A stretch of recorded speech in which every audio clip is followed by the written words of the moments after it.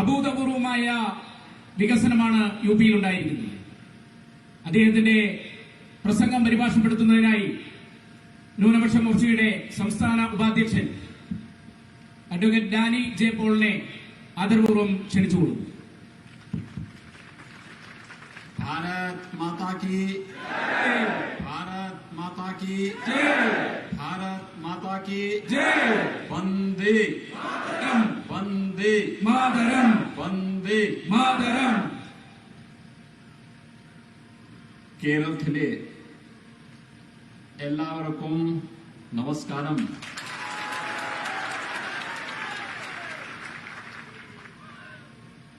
ഭാരതീയ ജനതാ പാർട്ടിയുടെ നേതൃത്വത്തിന്റെയും ആയിർ കണക്കുവിൻ അനുഭാവിക് ലുടേമേ ഇടേൻ Ethan സാധുശ്ചത്തെ एंटे सौभाग्यवान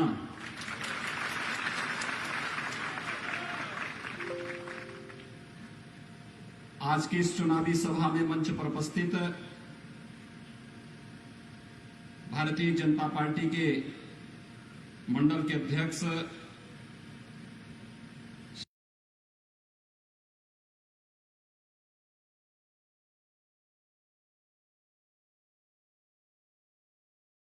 vice president professor BT Rama,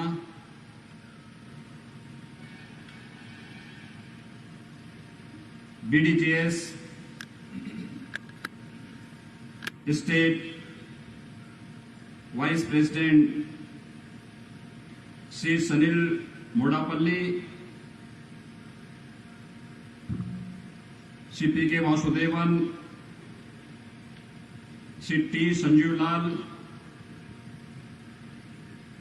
BJP के candidate Shri K Soman, Shri are Unnikrishnan,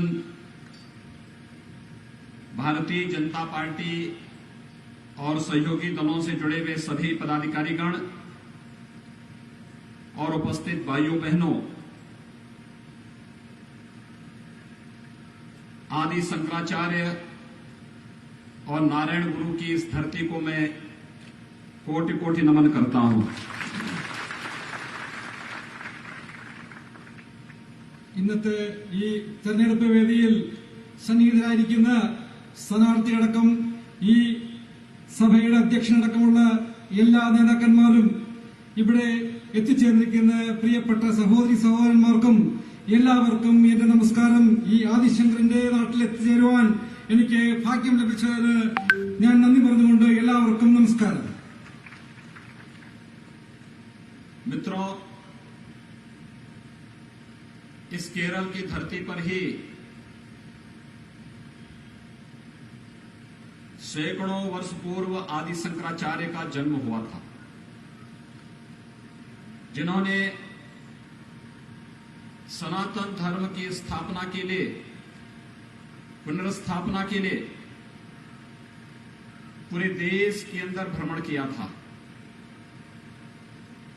और केरल की वह धरती है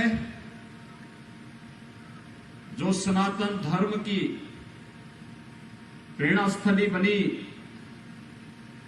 और जहां पर आदि शंकराचार्य ने जहां से धर्म जागरण का जो अभियान प्रारंभ किया, देश के 4 कोनों में 4 पीठों की स्थापना करके भारत की सनातन आस्था के आधार स्तंभ वे बन पाए.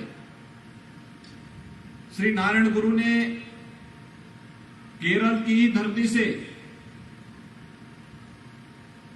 सामाजिक समता का जो भाव जागृत किया, आज भी वह हमें एक नई प्रेरणा प्रदान कर रहा है. सनातन आस्था की इस पावन भूमि को कौन आस्थावान भारतीय होगा जो सम्मान न देता हो. और आप भारतीय जनता पार्टी और एनडीए से जुड़े हुए जितने भी एलाइज हैं, मैं उन सबको केरल के अंदर एक लंबे संघर्ष के उपरांत आज आप जिस स्थिति में पहुंचे हैं, आपके संघर्ष को अभिनंदन करता हूं, स्वागत करता हूं. കേരളം എന്ന് പറയുന്നത് ശ്രീ ആദിശങ്കരാചാര്യന്റെ ജന്മനാടാണ്. അദ്ദേഹം സനാതനധർമ്മത്തിന് വേണ്ടിയിട്ട്, സനാതനധർമ്മം സ്ഥാപിക്കുവാൻ വേണ്ടിയിട്ട് അദ്ദേഹം ഭാരതമൊട്ടാകെ അദ്ദേഹം യാത്ര ചെയ്തു. ഭാരതത്തിന്റെ 4 ദിക്കുകളിൽ അദ്ദേഹം അതിന്റെ മഠങ്ങൾ സ്ഥാപിച്ചു. അതുപോലെ തന്നെ കേരളത്തിൽ തന്നെ ജനിച്ച മഹത് വ്യക്തിയായ ശ്രീ നാരായണ ഗുരു അവർകൾ സമൂഹത്തിന് വേണ്ടി അദ്ദേഹം സമൂഹത്തിലെ സാമൂഹ്യ നീതിക്ക് വേണ്ടിയും സമൂഹത്തിൽ സാമൂഹിക തുല്യതയ്ക്ക് വേണ്ടിയും അദ്ദേഹം നിലകൊണ്ടു. അദ്ദേഹവും സനാതനധർമ്മം ഉയർത്തിപ്പിടിച്ചുകൊണ്ട് ഉള്ളൊരു ജീവിതമാണ് അദ്ദേഹവും നയിച്ചത്. കേരളത്തിലെ എല്ലാ ജനങ്ങളും, കേരളത്തിൽ പ്രത്യേകിച്ച് ഭാരതീയ ജനതാ പാർട്ടിയും ദേശീയ ജനാധിപത്യ സഖ്യത്തിന്റെ സഹയാത്രികരായിട്ടുള്ള മറ്റെല്ലാവരും തന്നെ ഈ സനാതന മൂല്യങ്ങളും സനാതന ധർമ്മങ്ങളും ഉയർത്തിപ്പിടിക്കുവാൻ വേണ്ടിയിട്ട് നാം ഓരോരുത്തരും കടന്നുപോയിട്ടുള്ള അതികഠിനമായ പാത അത് ഓർത്ത് എനിക്ക് നിങ്ങളോട് വളരെ അഭിമാനം തോന്നുകയാണ്. मित्रों, केरल सनातन आस्था की भूमि रही है, लेकिन आजादी के पूर्व से जो षड्यंत्र केरल के खिलाफ प्रारंभ हुए, आजादी के बाद मुस्लिम लीग और कांग्रेस का गठबंधन और साथ साथ एलडीएफ ने भी उस षड्यंत्र को विश्वासघात में बदल करके केरल के विकास को बाधित किया है। केरल विकास की जिन बुलंदियों को छूना चाहिए था, उससे कहीं न कहीं पिछड़ गया है। आज इसका प्रमाण है कोविड प्रबंधन में केरल की सरकार की पूरी तरह विफल हो जाना। यह इस बात को साबित करता है कि यहां पर पूरी सरकारी मशीनरी हर तरीके से विफल साबित हुई है, क्योंकि चाहे वह यूडीएफ रहा हो, चाहे वह एलडीएफ हो, इन दोनों ने सत्ता में पहुंचकर यहां पर परिवारवाद को जन्म दिया, भ्रष्टाचार को जन्म दिया, अव्यवस्था और अराजकता को जन्म दिया। यही कारण है कि केरल की जनता के हित में, केरल की सनातन संस्कृति के हित में और केरल के युवाओं के भविष्य के हित में यहां पर इन दोनों सरकारों के द्वारा कोई भी कार्य नहीं किया गया। केवल दोनों में आपसी सत्ता के समझौते के तहत 5-5 वर्ष का एग्रीमेंट होता है, 5 वर्ष एलडीएफ, 5 वर्ष यूडीएफ, और इसका खामियाजा भुगतना पड़ता है केरल की जनता को। हम सब आपका आह्वान करने के लिए आए हैं कि केरल का एक ही विकल्प है, और वह विकल्प है एनडीए, बीजेपी और उसका एलआईजी उसका एकमात्र विकल्प है। उस विकल्प पर विश्वास करते हुए उसे सहयोग देने की आवश्यकता है। കേരളവും എക്കാലവും സനാതനധർമ്മത്തിന്റെ പാതയിൽ കൂടെ കടന്നുപോയ ഒരു പ്രദേശമാണ്. പക്ഷേ സ്വാതന്ത്ര്യം കിട്ടിയതിനു ശേഷം കേരളത്തിൽ മാറി മാറി ഭരിച്ച വലത് കക്ഷികൾ കേരളത്തിന്റെ വളർച്ചയെ പിന്നോട്ടടിക്കുകയാണ് ചെയ്തിട്ടുള്ളത്. അവർ മുസ്ലിം ലീഗിനെയും മറ്റു വർഗീയ കക്ഷികളെയും കൂട്ടുപിടിച്ചുകൊണ്ട് കേരളത്തിന്റെ വളർച്ചയെ അവർ പിന്നോട്ടടിച്ചു. ഇവിടെ അതിന്റെ ഫലമായിട്ട് കേരളത്തിൽ സർക്കാരിന്റെ മിഷനറികൾ, സർക്കാരിന്റെ വ്യവസ്ഥകൾ ഇവിടെ പരാജയപ്പെട്ടൊരവസ്ഥയാണ് നാം കാണുന്നത്. അത് ഏറ്റവും വലിയൊരു ഉദാഹരണമാണ് കോവിഡ് കാലത്ത് കേരളത്തിന്റെ പരാജയം. കോവിഡിനെ നേരിടുന്നതിൽ കേരളത്തിലുണ്ടായ പരാജയം അതിന്റെ ഏറ്റവും വലിയൊരു തെളിവാണ്. കേരളത്തിൽ യുവാക്കളെ വഞ്ചിക്കുന്ന, ചെറുപ്പക്കാരെയും പുതുതലമുറയും വഞ്ചിക്കുന്ന ഒരു സമീപനമാണ്, ഒരു രീതിയാണ് കേരളത്തിൽ 5 വർഷം മാറി മാറി ഭരിക്കുന്ന ഇടതുപക്ഷ ജനാധിപത്യ മുന്നണിയും വലതുപക്ഷ ജനാധിപത്യ മുന്നണിയും കൈക്കൊണ്ടിരിക്കുന്നത്. ഈ രണ്ടു കൂട്ടരും അവരവരുടെ സ്വജനപക്ഷപാതവും അവരുടെ സ്വന്തം താല്പര്യങ്ങൾക്ക് വേണ്ടി മാത്രമാണ് നിലകൊള്ളുന്നത്. കേരളത്തിലെ ജനങ്ങൾക്ക് വേണ്ടി അവർ നിലകൊള്ളുന്നില്ല. മോചനമുണ്ടാകാൻ വേണ്ടിയിട്ട്, കേരളത്തിലെ മുന്നോട്ട് നയിക്കുവാൻ വേണ്ടിയിട്ട്, കേരളത്തിലെ ജനങ്ങൾക്ക് ഒരു നല്ല ഒരു ഭാവി നൽകുവാൻ വേണ്ടിയിട്ട് ഭാരതീയ ജനതാ പാർട്ടിക്കും ദേശീയ ജനാധിപത്യ സഖ്യത്തിനും മാത്രമേ സാധിക്കൂ. അതുകൊണ്ട് ദേശീയ ജനാധിപത്യ സഖ്യത്തിനെയും ഭാരതീയ ജനതാ പാർട്ടിയെയും അധികാരത്തിൽ കൊണ്ടുവരണമെന്ന് ഞാൻ നിങ്ങളോട് അഭ്യർത്ഥിക്കുകയാണ്. मित्रों, सनातन आस्था की ये भूमि लगातार केरल के वासियों के साथ विश्वासघात की भूमि बनती जा रही है। कांग्रेस और मुस्लिम लीग का जो गठबंधन है और इसके साथ ही पीएफआई और एसडीपीएफ किस प्रकार के षड्यंत्रों में लिप्त हैं, ये किसी से छुपा हुआ नहीं है। लगातार इनकी राष्ट्र विरोधी गतिविधियां केरल को एक गंभीर संकट की ओर धकेल रही हैं। लेकिन यूडीएफ और एलडीएफ दोनों ने आंखों में पट्टी बांध करके इनकी हर प्रकार की राजक और अवैध गतिविधियों को पूरी छूट दे रखी है। यही कारण है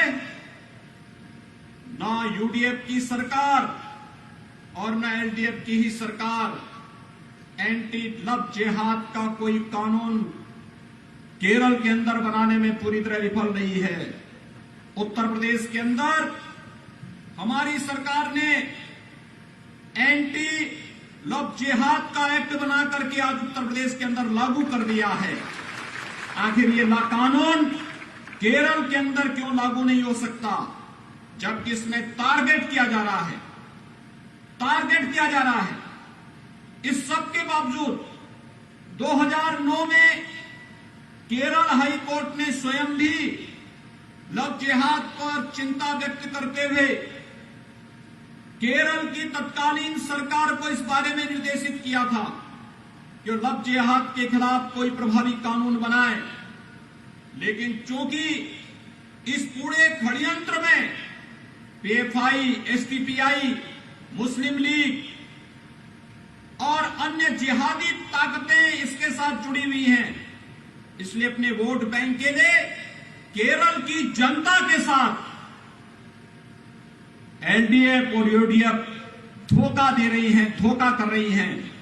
आप सबको इसके बारे में अवगत कराने के लिए ही आज मैं आपके बीच में यहां पर उपस्थित हुआ हूं। സനാതന മാർഗം പിന്തുടർന്നു വന്ന കേരളത്തിൽ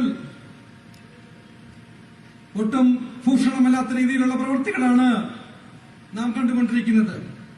ഇവിടെ ഭരിച്ചുകൊണ്ടിരിക്കുന്ന ഇടത് വലത് കക്ഷികൾ കോൺഗ്രസും മുസ്ലിം ലീഗും കൈകോർത്തുകൊണ്ട് അവർ എസ്ഡിപിഐയോടും പോപ്പുലർ ഫ്രണ്ടിനോടും കൈകോർത്തുകൊണ്ട് കേരളത്തിനെ ഒരു വല്ലാത്തൊരു മോശപ്പെട്ട അവസ്ഥയിലേക്ക് അവരെത്തിച്ചിരിക്കുകയാണ്. ഇത് ഒരു രഹസ്യമായ കാര്യമല്ല, പരസ്യമായ കാര്യമാണ്.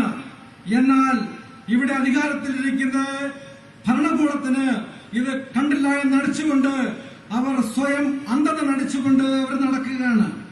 ഇവിടെ ലവ് ജിഹാദിനെതിരായിട്ട് പ്രക്ഷോഭങ്ങൾ ഉണ്ടാകുമ്പോൾ, അതിനെതിരെ ചർച്ചകൾ നടക്കുമ്പോൾ കേരള ഹൈക്കോടതി വരെ 2009 ലവ് ജിഹാദിന്റെ വിഷയത്തിൽ സംസ്ഥാന സർക്കാരിന് നിർദ്ദേശം കൊടുക്കുകയും ഇതിനകത്തൊരു നടപടി ഉണ്ടാവണം, നിയമനിർമ്മാണം ഉണ്ടാവണം എന്നാവശ്യപ്പെട്ടിട്ട് പോലും കേരളം ഭരിച്ചുകൊണ്ടിരിക്കുന്ന അധികാരവർഗത്തിന് ഇതിനകത്തൊരു നിയമം നിർമ്മിക്കുവാൻ ഇന്നുവരെ സാധിച്ചിട്ടില്ല.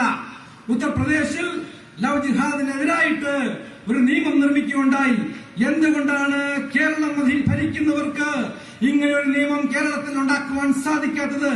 കോടതി പറഞ്ഞിട്ട് പോലും ഇതിനെതിരെ ഒരു ചെറുവിരൽ അനക്കുവാൻ കേരളത്തിലെ അധികാരവർഗം തയ്യാറായിട്ടില്ല. അതിനെതിരെ, ഇത്തരം അനീതികൾക്കെതിരെ, ഇത്തരം ചെയ്തികൾക്കെതിരെ ഒന്ന് നിങ്ങളെ ഉണർത്തുവാൻ വേണ്ടിയാണ് ഞാൻ ഇവിടെ ഇന്ന് നിങ്ങളുടെ മുമ്പിൽ വന്നിരിക്കുന്നത്. मित्रों, केरल के अंदर एलडीएफ और यूडीएफ इनमें प्रतिस्पर्धा विकास को लेकर के नहीं बल्कि इनकी प्रतिस्पर्धा भ्रष्टाचार को लेकर के है। सत्ता में लूट खसोट करना, सत्ता का दुरुपयोग करना, केंद्र शासन की ओर से आने वाली विकास की योजनाओं को अपने स्वयं के हितों के लिए, अपने स्वयं के कैडर के हितों के लिए लगा देना और केरल की जनता को उन योजनाओं से वंचित करना, ये इनकी पहचान बन चुकी है। अब केरल में तो कुछ नया भी देखने को मिल रहा है। केरल के सीएम श्री पी विजयन के कार्यालय का गोल्ड की तस्करी में लिप्तता, ये तो एक शर्मनाक घटना है भारत के इतिहास की।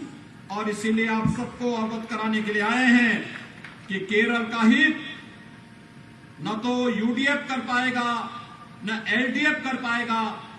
केरल को विकास की बुलंदियों तक पहुंचाने के लिए, केरल के युवाओं को रोजगार देने के लिए, केरल की मातृशक्ति के सम्मान के लिए और केरल के किसानों के उत्थान के लिए, केरल की मछुआरा समुदाय की आजीविका को सुरक्षित करने के लिए केवल और केवल एनडीए एकमात्र विकल्प है। और एनडीए के साथ आप सबको जोड़ने का आह्वान करने के लिए ही आज एनडीए के प्रत्याशी के पक्ष में आप सबसे अपील करने के लिए मैं आपके बीच में यहां पर उपस्थित हुआ हूं। കേരളത്തിൽ എൽഡിഎഫും യുഡിഎഫും തമ്മിൽ ഒരു ശക്തമായ ഒരു അന്തർധാര നിലനിൽക്കുന്നു.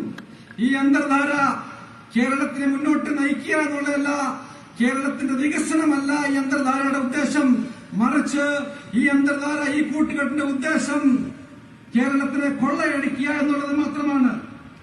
കേരളത്തിന്റെ വികസനം പിന്നോട്ടടിക്കുക, കേന്ദ്രത്തിൽ നിന്നും വരുന്ന എല്ലാ ഫണ്ടുകളും, സാധാരണക്കാർക്ക് വേണ്ടിയുള്ള എല്ലാ ഫണ്ടുകളും അവർ സ്വന്തം ആവശ്യത്തിന് വേണ്ടിയിട്ടും പാർട്ടിക്കാരുടെ ആവശ്യങ്ങൾക്ക് വേണ്ടിയിട്ടും കുടുംബക്കാർക്ക് വേണ്ടിയിട്ടും ഉപയോഗിച്ചുകൊണ്ട് കേരളത്തിലെ ജനങ്ങൾക്ക് ഇത് ലഭ്യമാക്കാതെ ഉള്ളൊരു പ്രവൃത്തിയാണ് നാം ഇവിടെ കണ്ടുകൊണ്ടിരിക്കുന്നത്. യുവാക്കൾക്ക് ഒരു ഭാവിയില്ലാത്തൊരവസ്ഥ, വളരെ ലജ്ജാകരമായ ഒരവസ്ഥയാണ് കേരളത്തിൽ നടന്നുകൊണ്ടിരിക്കുന്നത്.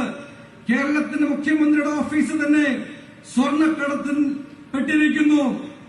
ഇത് ഇത്തരമൊരു സംഭവം കേരളത്തിൽ വളരെ ലജ്ജാകരമായ ഒരു അവസ്ഥയാണ് ഉണ്ടായിരിക്കുന്നത്.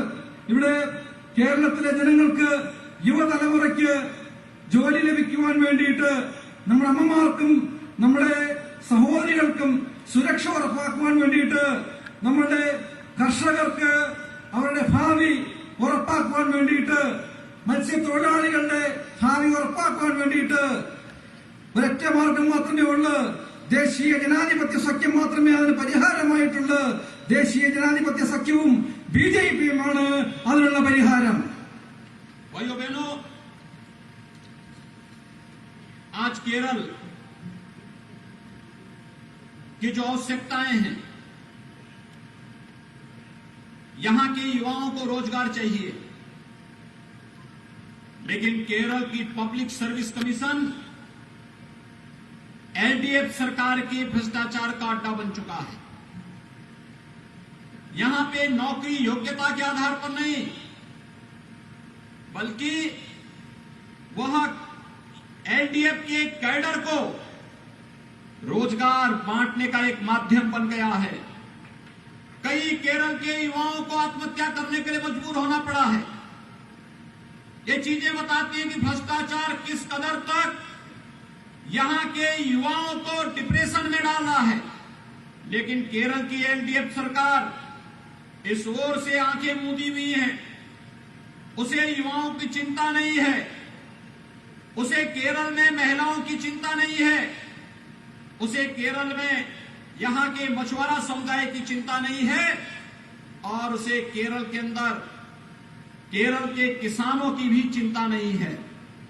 भाइयों बहनों, जो अपार संभावनाएं केरल के अंदर हैं, इन अपार संभावनाओं को आगे बढ़ाने का कार्य बीजेपी कर सकती है, क्योंकि बीजेपी ने प्रधानमंत्री मोदी जी के नेतृत्व में पिछले 7 वर्षों में देश के अंदर जिन प्रकार की योजनाओं को ले जाकर के लोक कल्याणकारी कार्यक्रमों को आगे बढ़ाया है, वो आप सबके सामने है। കേരളത്തിലെ ജനങ്ങൾ ആഗ്രഹിക്കുന്നത്, യുവതലമുറ ആഗ്രഹിക്കുന്നത് തൊഴിലാണ്. എന്നാൽ ഈ തൊഴിൽ നൽകേണ്ട പബ്ലിക് സർവീസ് കമ്മീഷൻ PSC എന്ന് പറയുന്ന സ്ഥാപനം യുവാക്കൾക്ക് തൊഴിൽ നൽകുന്നില്ല. മറിച്ച് ആർക്കാണ് തൊഴിൽ നൽകുന്നത്? PSC എന്ന് പറയുന്നത് എന്ന് പാർട്ടി സഹാക്കന്മാർക്ക് വേണ്ടിയും പാർട്ടി സഹാക്കന്മാരുടെ കുടുംബങ്ങൾക്ക് വേണ്ടിയും കുടുംബക്കാർക്ക് വേണ്ടിയും മാത്രം തൊഴിൽ നൽകുന്ന ഒരു ഏജൻസിയായി കേരളത്തിൽ മാറിയിരിക്കുകയാണ്. കേരളത്തില് ഇതിന്റെ ഫലമായിട്ട് യുവാക്കൾക്ക് തൊഴിൽ ലഭിക്കാത്തതിന്റെ ഫലമായിട്ട് കേരളത്തിലെ ജനങ്ങളെ മൊത്തം നിരാശയിലാക്കിയിരിക്കുകയാണ്. നമ്മുടെ യുവതലമുറ നിരാശയിലാണ്. PSC എഴുതി ജോലി പ്രതീക്ഷിച്ചിരിക്കുന്ന വ്യക്തികൾ ആത്മഹത്യ ചെയ്തുകൊണ്ടിരിക്കുന്നു. ഇതെല്ലാം കണ്ടില്ല എന്ന് നടിക്കുന്ന ഒരു സർക്കാരാണ് ഇന്ന് കേരളത്തിലുള്ളത്.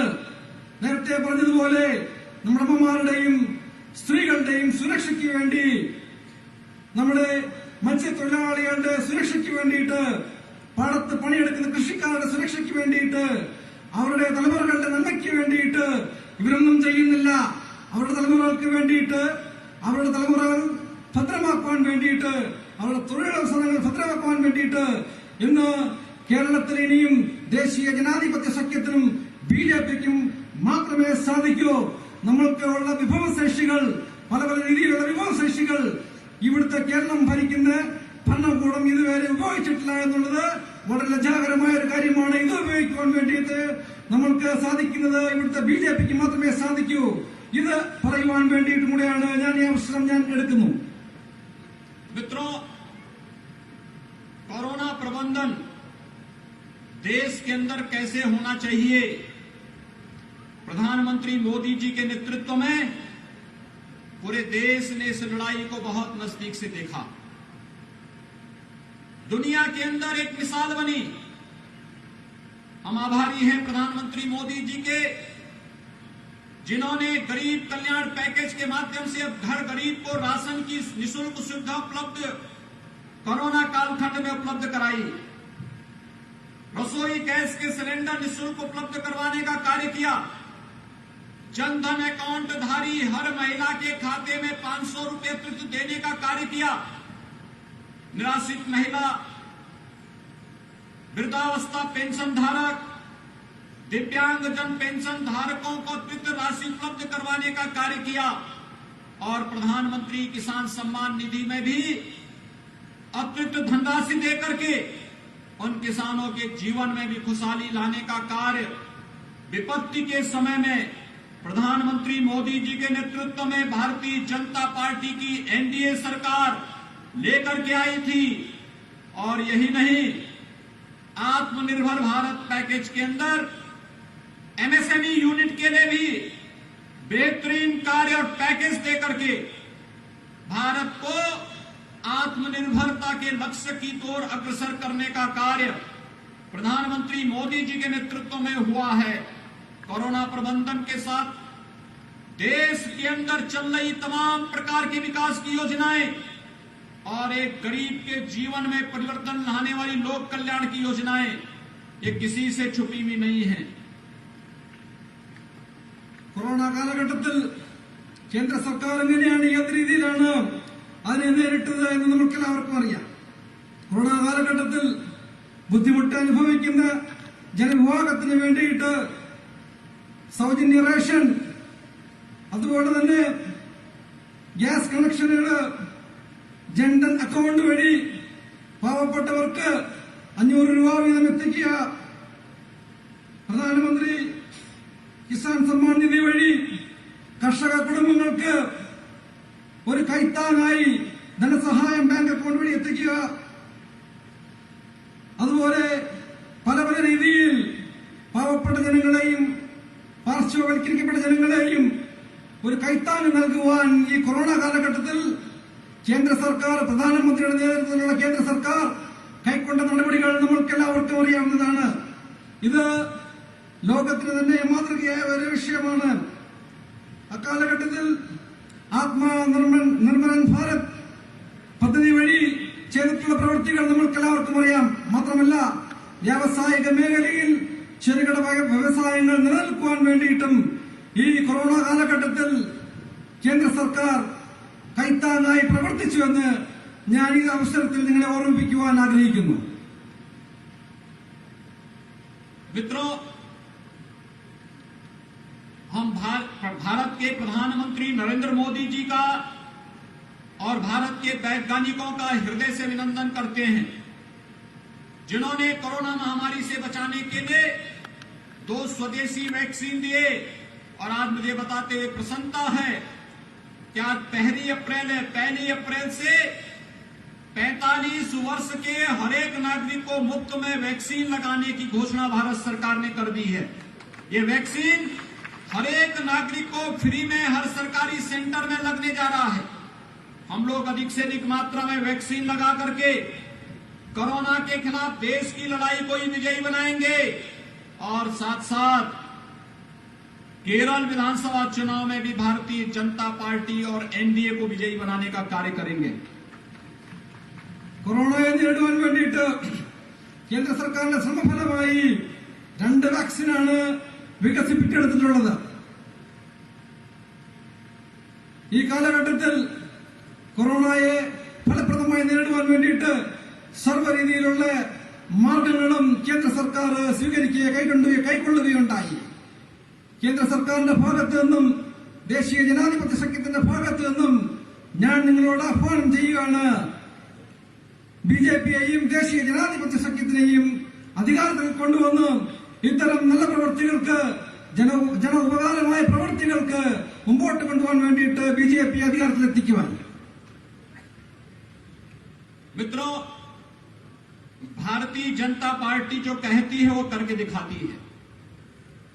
आपने देखा होगा, कांग्रेस नेतृत्व की सरकार ने देश के संविधान में 1952 में कश्मीर में आर्टिकल 370 डाल करके देश में आतंकवाद की नींव बोने का कार्य किया था।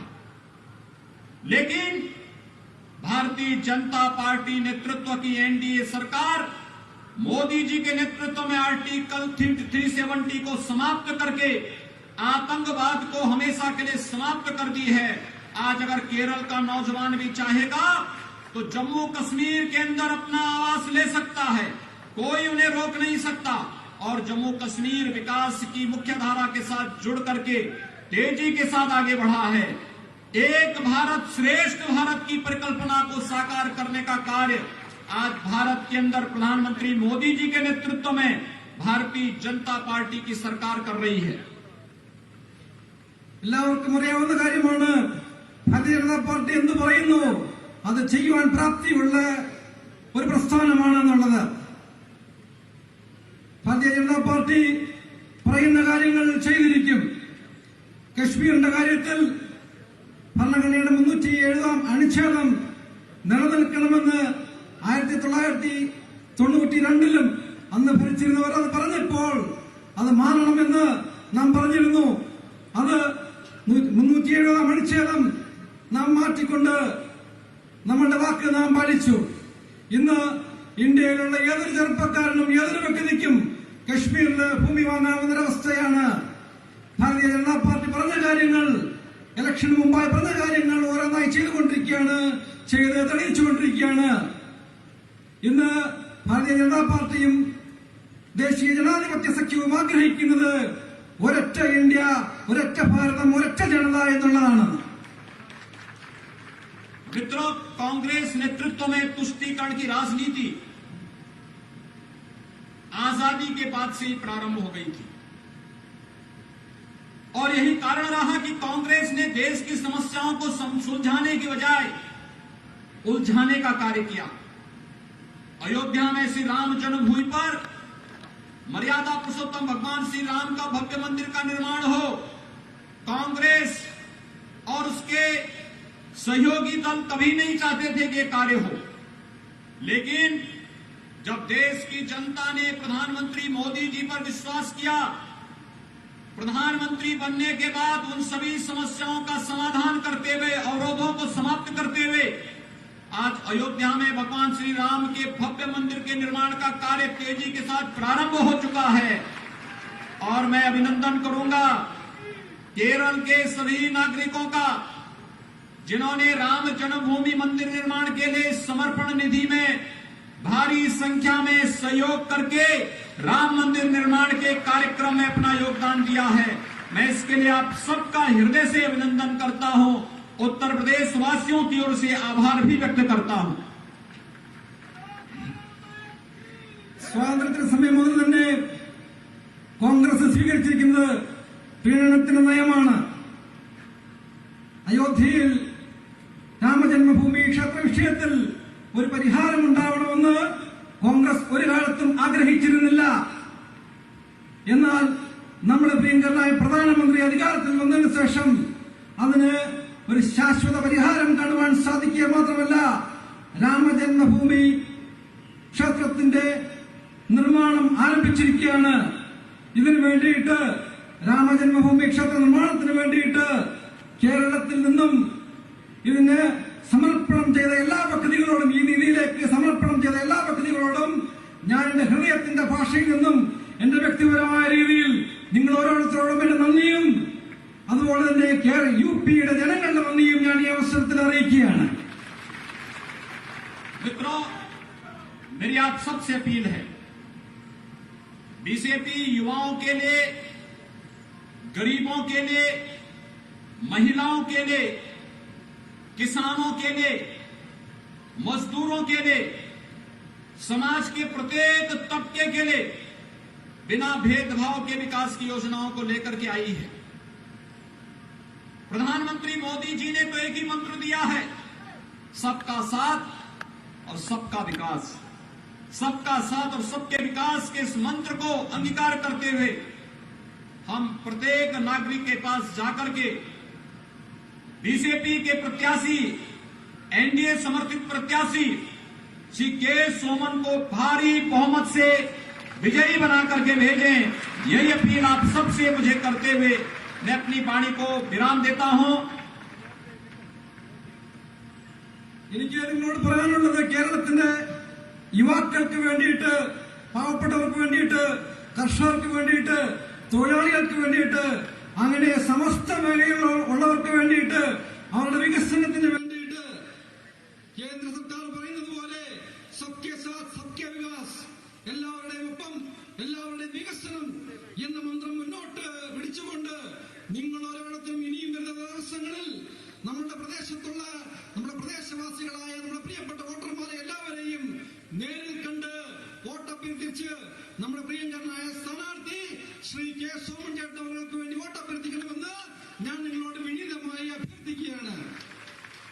भारत माता की जय, भारत माता की जय, जय जय श्री राम, जय जय श्री राम, जय जय श्री राम। सबका साथ सबका विकास, എല്ലാവരുടെയും ഒപ്പം എല്ലാവർക്കും വികസനം എന്ന മുദ്രാവാക്യം ഉയർത്തി